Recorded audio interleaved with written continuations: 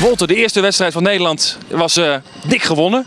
En ik mag jou ook feliciteren. Ja, ik sta bovenaan de pool nu. Maar dat niet alleen, je hebt ook een nummer 1 hit. Ja, het is ongekend hè. Het is in Nederlandstalige lijsten staat hij al op 1 inderdaad. In de Megatop 100 staat hij nu op 2 zag ik vanmiddag. Ja, top 40 op 7. Het is gewoon een droom wat er gebeurt met die plaat. Viva Hollandia is echt geëxplodeerd.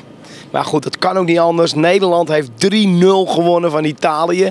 Wie had dat verwacht?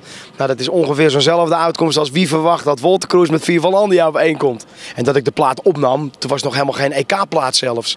Dus ik snapte het hele verhaal ook helemaal niet van, ja, je hebt de EK-hit van 2008 in eerste instantie. Want dat was hij nog helemaal niet. Het was een feestplaat. Ja, toen hebben we hem veranderd in een EK-versie en toen was het raak. Ja, en nu een eigen oranje trein. Een oranje trein. En ik heb net een besluit genomen. Als Viva Hollandia echt 1 wordt op alle lijsten, dan gaan we een tour doen gewoon met deze trein. Dat lijkt me helemaal top. Dus deze zomer zien we Wolter Kroes gewoon per trein naar zijn optredens gaan. Het lijkt me geweldig om de Viva Hollandia trein door heel Nederland te laten rijden. Met de spelers van het elftal erin. Zou het lukken?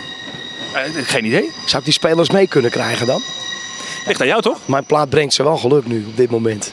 En zij mij ook. Dus ja, we helpen elkaar nu wel. Ik denk dat ze tegen Frankrijk aanstaande vrijdag gaan winnen. Ik denk dat het 1 of 2-0 gaat worden.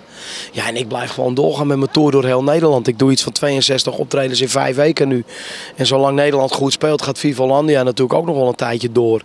Ja, we gaan gewoon een feest maken. En ik weet gewoon dat Nederland in de finale tegen Italië weer terechtkomt. Dat voel ik. Ik weet niet waarom, maar ik voel het. En ik had het ook gelijk met de eerste wedstrijd. Dus het gaat nu gewoon gebeuren.